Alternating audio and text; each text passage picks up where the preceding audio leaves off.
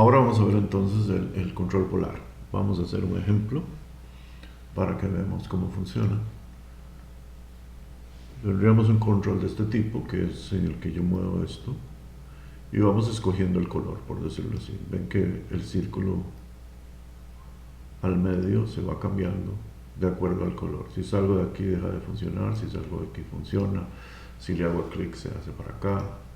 Aquí arriba tengo el ángulo actual, en este caso como ven va subiendo hasta que llega aquí 2pi, llega a 0, continúa, ¿no? Y el hue, que está en 360,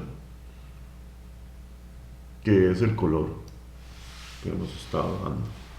Para esto, para entender bien esto, vamos a tener que haber visto el video anterior, es donde hablo de LATAM 2 y de cómo esto funciona. En realidad, una vez entendido de cómo funciona el LATAM 2, no es muy complejo. Vemos aquí la clase control polar, que tiene una posición, ¿verdad? Que es el centro, tiene un radio, en este caso es el radio máximo, y después tiene un ancho, que es el ancho del arco, como quien dice, de aquí hay 400 y este pedazo de acá es el de 50, ¿no? Tenemos un está encima, y esto porque vamos a tener que arrastrar algo, y tenemos un ángulo central, es el ángulo actual, que es el ángulo. Empezamos en pi, pero eso es nada más porque queremos empezar ahí, no hay nada muy importante en eso. Y el ángulo ATAN, que es el ángulo que va a calcular la función ATAN, como hemos visto. El constructor es súper simple, lo único que necesitamos son las coordenadas, y las coordenadas se dan. En display, estaba yo usando aquí una imagen de fondo. Si ustedes ven, en realidad esto que está aquí es una imagen que yo preparé afuera, tipo Photoshop, tipo Affinity Photo, y la he puesto ahí. Es un PNG y así puedo ver lo que está detrás de ella.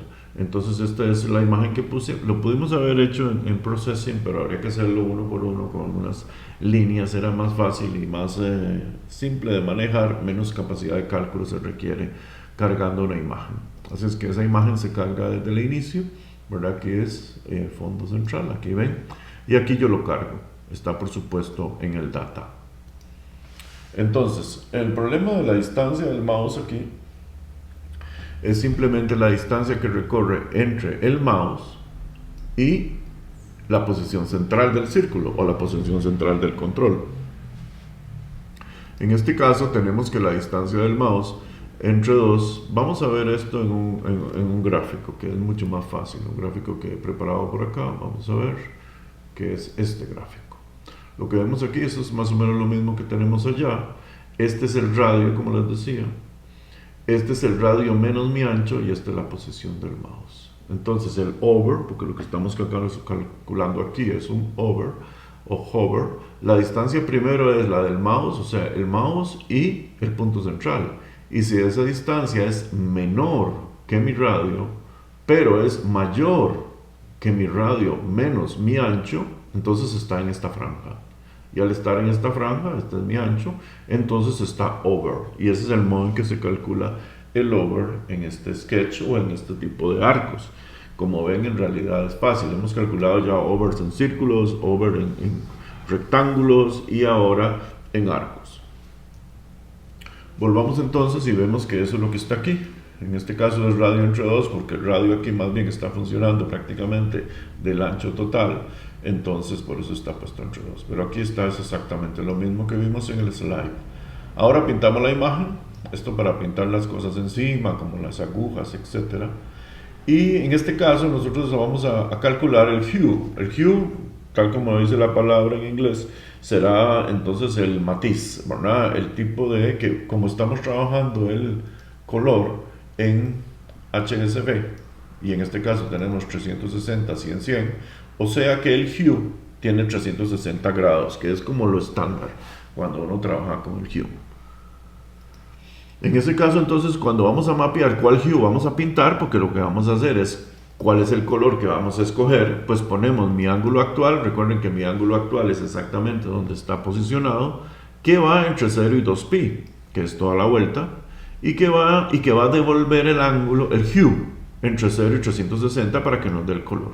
En ese caso, el color actual, el color seleccionado sería el hue, que lo acabamos de calcular, con 100% de saturación y 100% de luminosidad, ¿verdad? Así es que así calculamos el color del círculo central, ¿no? Y que está siendo definido por el control polar. Dibuja el círculo, vean, bueno, este es el círculo de la aguja, vamos a ver cuál es ese. Es este círculo de aquí, ¿ven? El que yo estoy moviendo ahí. Entonces, por eso es que ese se dibuja en 128, que es un gris al medio, tiene un strobe fuerte, lo que hace es un strobe, lo que estoy pintando, tiene un no fill para que el centro todavía nos enseñe cuál es el color, ¿verdad? Que estamos escogiendo, supuestamente. Y entonces simplemente pintamos la elipse. Para saber dónde pintar esa elipse, pues lo que nosotros hacemos es volver a usar las coordenadas polares, inclusive como aquello que habíamos visto en la primera unidad. Ustedes ven que aquí es el corrimiento de mi x y mi y, después el coseno del ángulo actual, mi radio. Aquí hemos calculado este radio más o menos para que quede exactamente en el medio de la franja, ¿no? Este es el radio. Y así sacamos cuál es el X del botón y el Y del botón, ¿verdad? En este caso le pusimos 20 de tamaño. Para dibujar la aguja, pues la aguja es solamente una línea.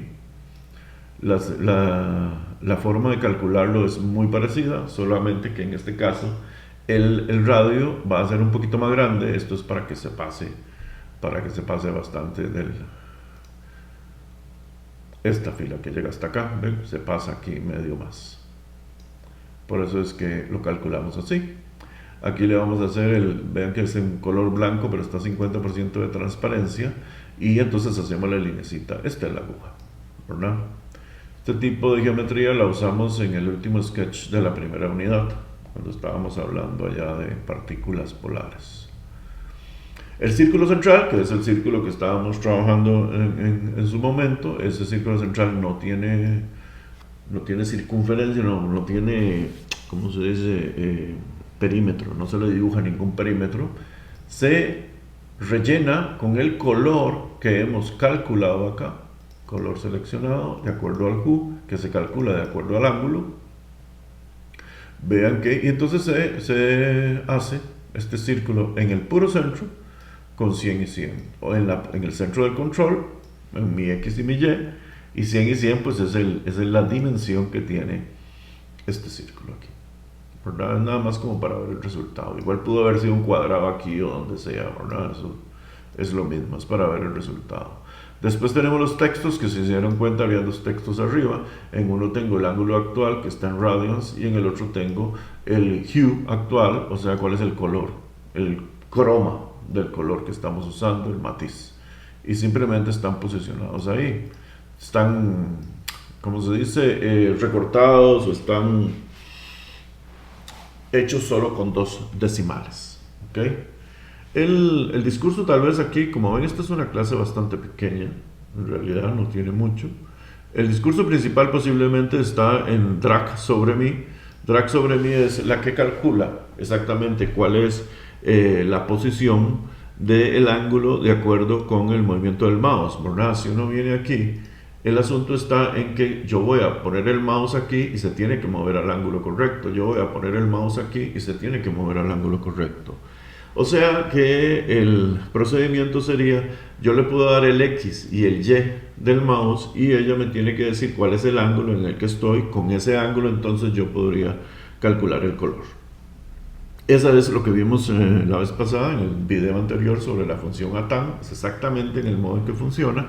Y entonces lo primero que hacemos es calcular el ATAN. Primero que nada, si está encima. Recuerden que si está encima lo calculamos de acuerdo a si la distancia del mouse era mayor que el radio y el radio menos mi ancho, en el slide que vimos hace un minuto.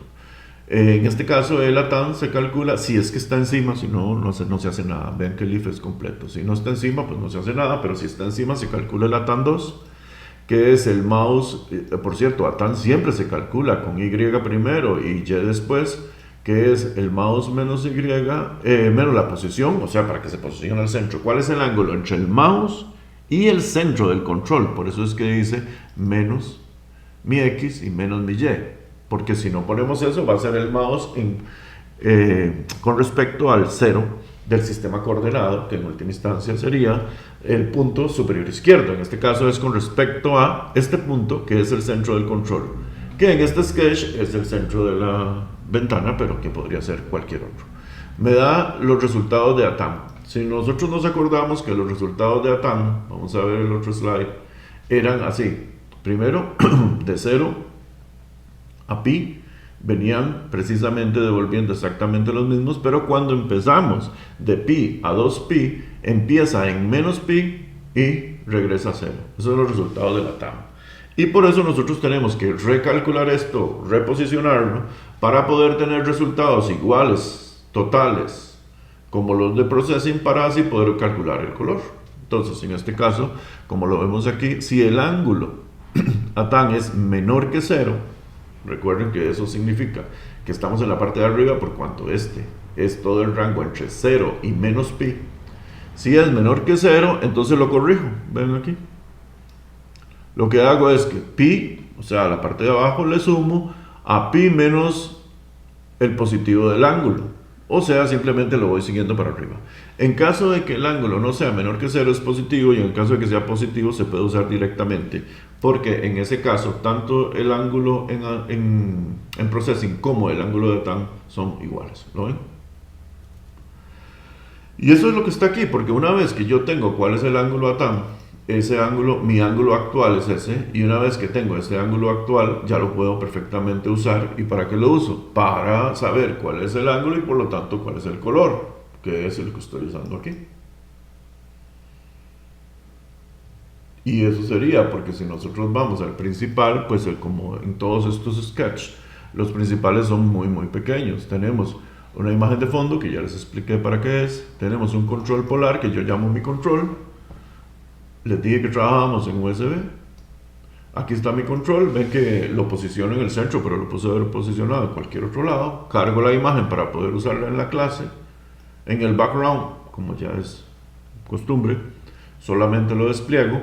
En el drag le doy sobre mí, y en el release también. ¿Por qué en el release también? Porque así, si yo hago drag, funciona, pero si yo hago clic en el release, también funciona. No hay necesidad de hacer drag. Y por eso también ahí. Y prácticamente eso es. Si vimos bien el video anterior y si entendimos la idea trigonométrica que está detrás, como ustedes ven, esto es el principal, y la clase también son muy pocas instrucciones. Fáciles de implementar y de volver a usar en cualquier otra circunstancia, que es lo que venimos tratando de hacer con todos estos pequeños videos.